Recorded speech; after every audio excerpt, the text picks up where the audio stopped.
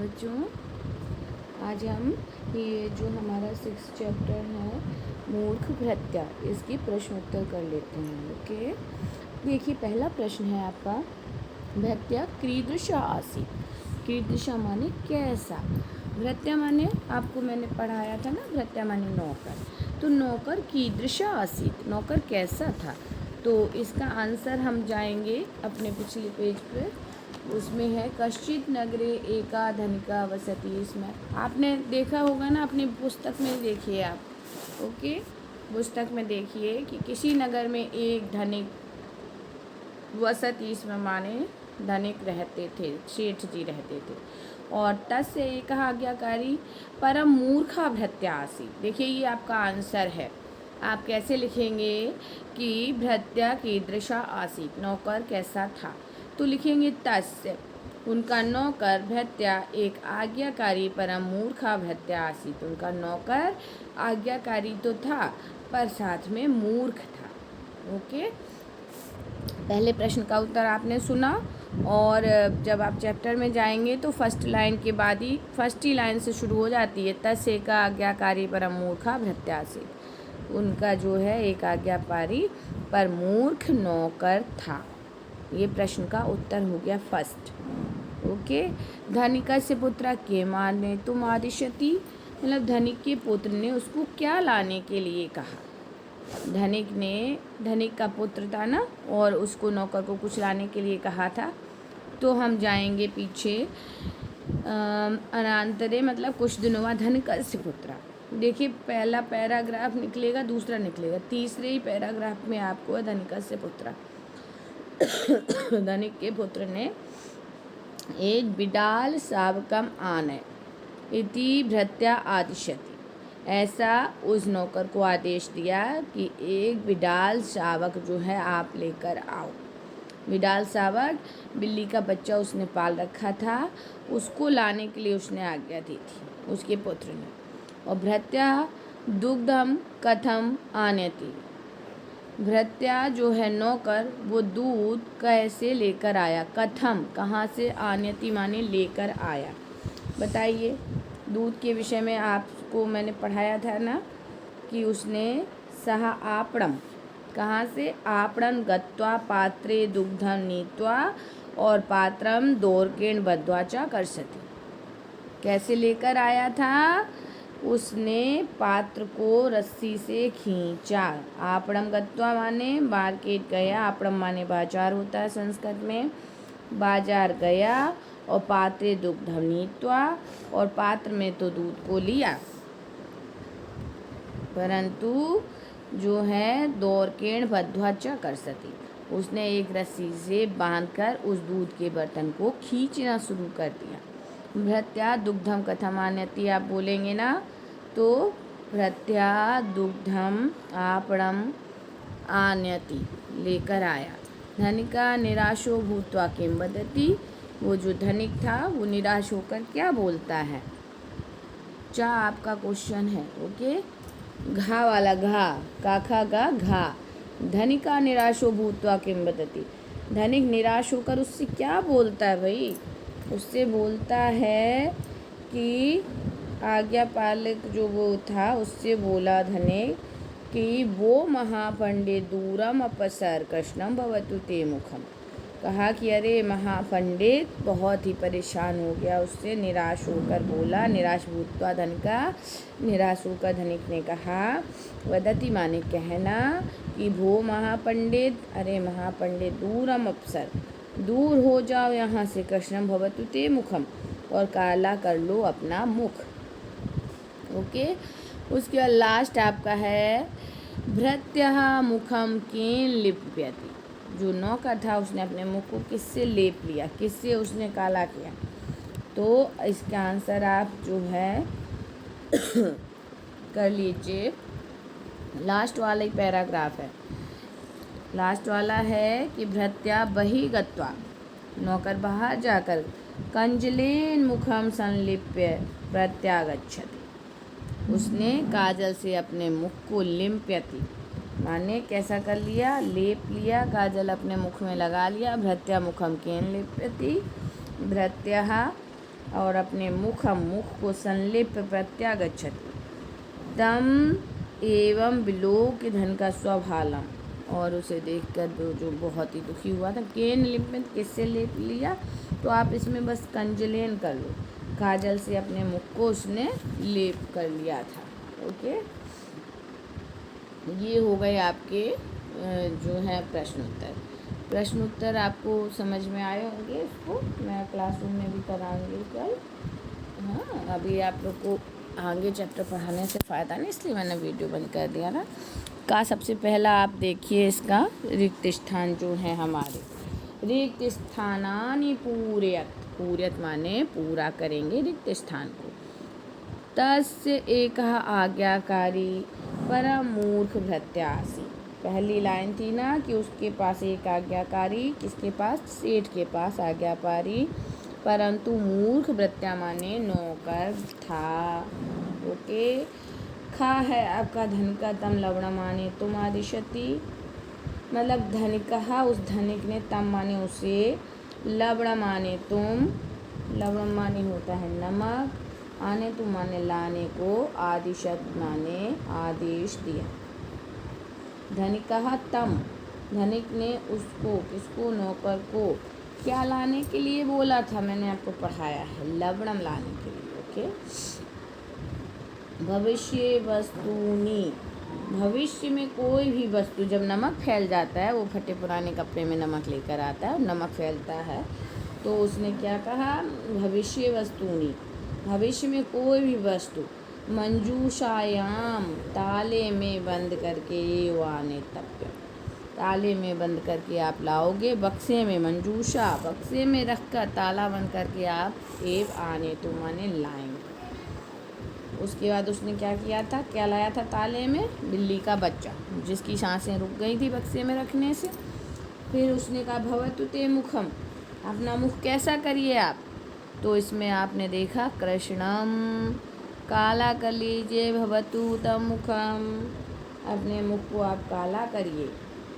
धनिका स्वभालम हस्तेन ताड़यति, और धनिक अपने स्वभालम, अपने माथे को, अपने भाल को किससे पीटता है, हस्तेन हाथ से, ताड़यति माने पीटता है। ओके, क्योंकि वो बहुत ही परेशान हो गया, वो नौकर तो आज्ञाकारी था, उसने सोचा रख लें, पर वो मूर्ख था, तो मूर्ख के साथ रहना असंभव है। ये इस चैप्टर में हमको सीख मिली कि कोई कितना भी अच्छा हो, अगर बुद्धि नहीं है, मूर्ख है, तो उसके साथ रहना बच्चों बहुत मुश्किल हो जाएगा, है ना।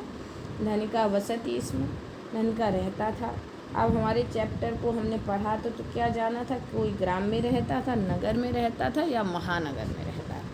चलिए पीछे जाकर देखेंगे कि कश्चित नगरे का धनिका वसती, इसमें भाई इसमें तो नगरे दिया हुआ है, तो हम नगरे राइट कर लेंगे, नगर में रहता था। ओके, हाँ, महानगर वाला वो आगे है आपका कॉलम, नगर में बताएंगे, दूसरे नंबर पे लिखा है नगर। भृत्या शावका मान्यते, भृत्या माने नौकर, शावक को, जो छोटा बच्चा था बिडाला का, बिल्ली का, उसको कैसे लेकर आया था, किसी वस्त्र में बांधकर, चौलके में, या मंजूषायाम। तो आपने इस चैप्टर में क्या पढ़ा, मंजूषायाम में लेकर आया था बच्चों।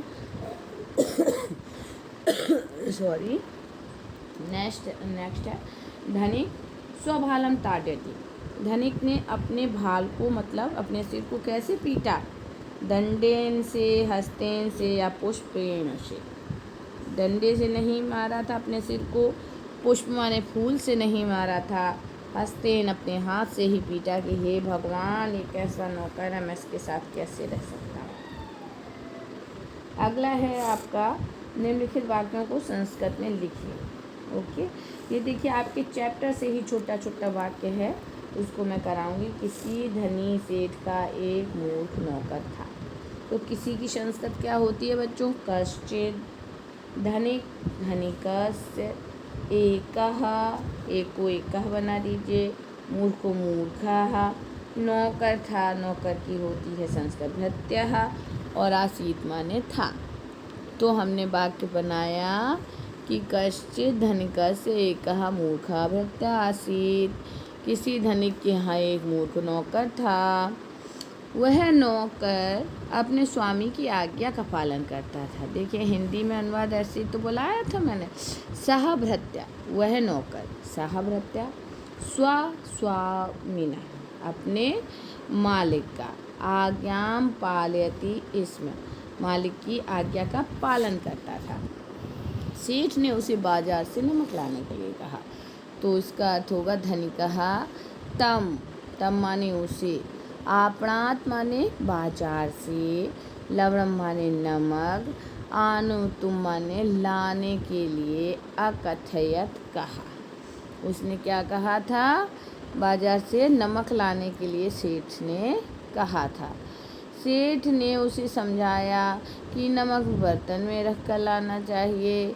धनिका अबोध्यत, अबोध्यत माने समझाना, यम की लवणम माने नमक, पात्र, पौत्र लिखा है इसमें, क्या पात्र होना चाहिए बच्चों, है ना, पात्र कर लीजिए। पात्र स्थापत्य, पात्र में रखकर, स्थापत्य माने रखकर। आनोतयम, आनोत्यम माने लाने के लिए कहा, लाना चाहिए। नौकर अपना मुंह काला करके सेठ के सामने उपस्थित हुआ। भृत्य माने नौकर, स्वमुख माने अपना मुख, कृष्णम कत्वा माने काला करके, धनिकस्य माने होता है धनिक, राज सेठ के समझे, समझे लिखा है इसमें, समझ, छतरी का होगा ये, ठीक है, समझ, छतरी का यहाँ बनाइए, समझ, सामने को समझ, उपस्थिता माने उपस्थित हुआ। आगे आपका है कि आपको विभक्ति और वचन और लिंग भी बताना है, ठीक है बच्चों। इसमें क्या करेंगे आप? विभक्ति बताएंगे, इसीलिए मैंने आपको बालक के रूप याद कराए थे। बालक, बालह भी था, बालह भी बालक के ही तरह चलते हैं, बालक मतलब अकारांत हैं सारे रूप। दोरकेण माने होती है रस्सी। दोरकेण किस में बनेगा? दोरकेण बनेगा आपका तृतीया विभक्ति और एक वचन का रूप है।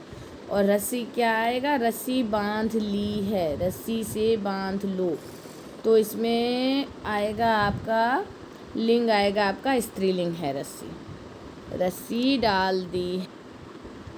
दोरकेण में आप लिख लीजिए स्त्रीलिंग रस्सी, ओके। नेक्स्ट है धनिकस्य। धनिकस्य आपका होगा षष्ठी विभक्ति और एक वचन का है। किसी धनिक के यहाँ धनिक रहता था, तो धनिक किसको कहेंगे? पुल्लिंग में जाएगा। यहाँ पर पुल्लिंग लिखिए बेटा। खा में धनिकस्य में षष्ठी विभक्ति, एक वचन, और यहाँ पर आपका पुल्लिंग, ओके। आपणात, आपणात माने बाजार से, तो अलग होने के लिए पंचमी विभक्ति का प्रयोग करेंगे। और बाजार गया था, बाजार में हूँ, इसमें बाजार में क्या होगा? आपणात माने आपका पुल्लिंग होगा ये शब्द बाजार, और आपणात में पंचमी विभक्ति और एक वचन है। लवणम, लवणम माने नमक, लवणम किस में आएगा? आपका द्वितीय विभक्ति में आएगा। और इसका नमक का वो क्या होगा? नमक का पैकेट लाया हूँ, है ना, नमक की पैकेट लाई हूँ तो नहीं बोलते, तो इसको पुल्लिंग में ले जाएंगे नमक को। हाँ, ये जो लिंग है इसमें आप बोलकर भी देख सकते हैं, ओके। तो इसको पुल्लिंग में ले लीजिए। लवणम द्वितीय विभक्ति और एक वचन का है। मंजूषायाम, मंजूषायाम ताले में, बक्से में बंद करके बोला था ना, तो मे पे पर तो हमने सप्तमी विभक्ति बना दी है बच्चों मंजूषायाम में, और सप्तमी विभक्ति और वचन आपका होगा एक वचन है मंजूषायाम, है ना। हमने जो है मंजूषायाम, बक्से में, बक्से को खोल दो, बक्से की चाबी कहाँ है, बक्से का चाबी कहाँ है, हाँ कैसे बोलते हैं? इसको बक्से को तो आप स्त्रीलिंग में ले जाइए, ठीक है, मंजूषाया।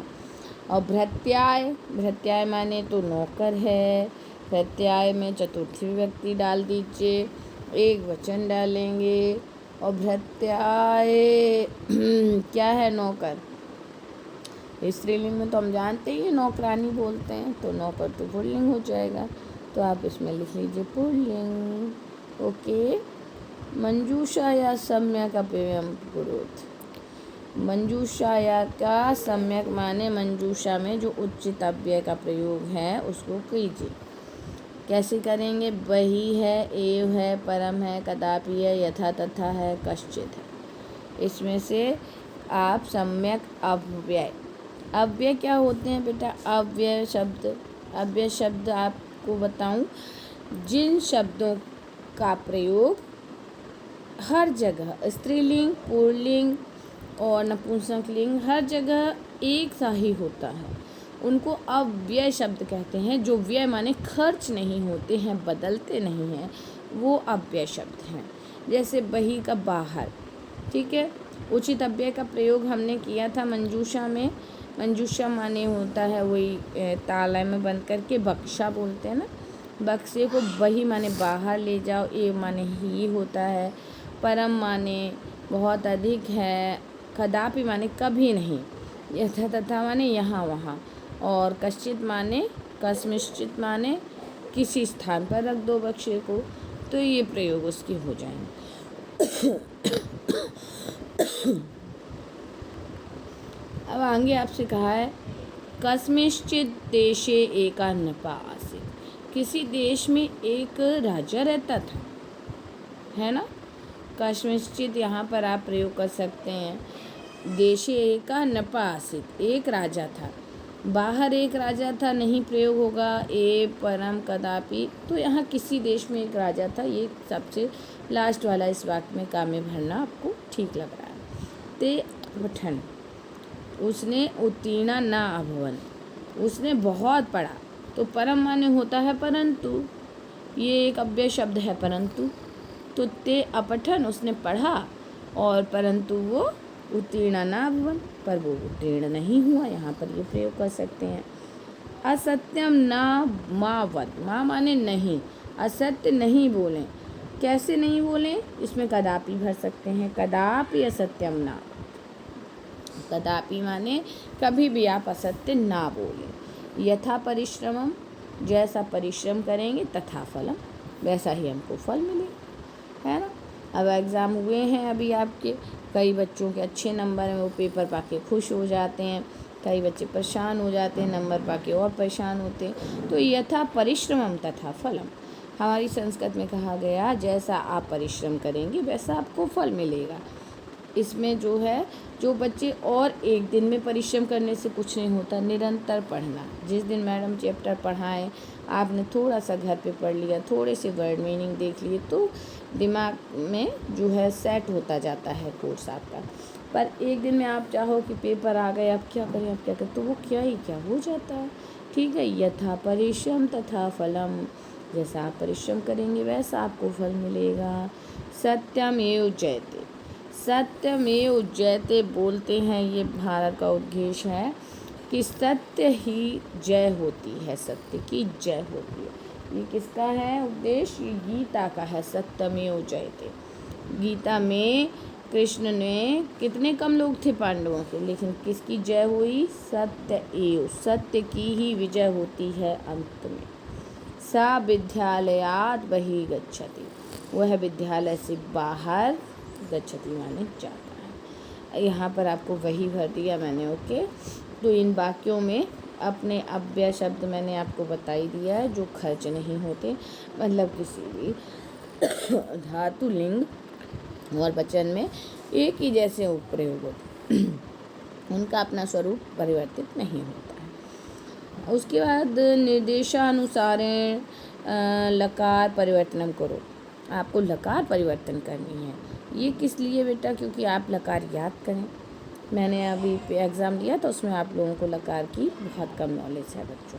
भृत्या लवणम माने तुम गच्छति, भृत्या माने नौकर, लवणम माने नमक, आने तो माने लाने के लिए, यच्छत गच्छति माने गया था, गया ना। तो यहाँ पे लट लकार है वर्तमान काल, गच्छति माने गया। तो इसको आप भविष्य के लिए अगर बनाएंगे तो भृत्यः लवणम आने तुम गमिष्यति जाएगा, नौकर नमक लेने जाएगा, गमिष्यति ये आपका वाक्य बनेगा। सः भृत्यम आदिशति, ये लंग लकार है, शाह भृत्यम आदिशत, उसमें नौकर ने आदिशत माने आदेश दिया।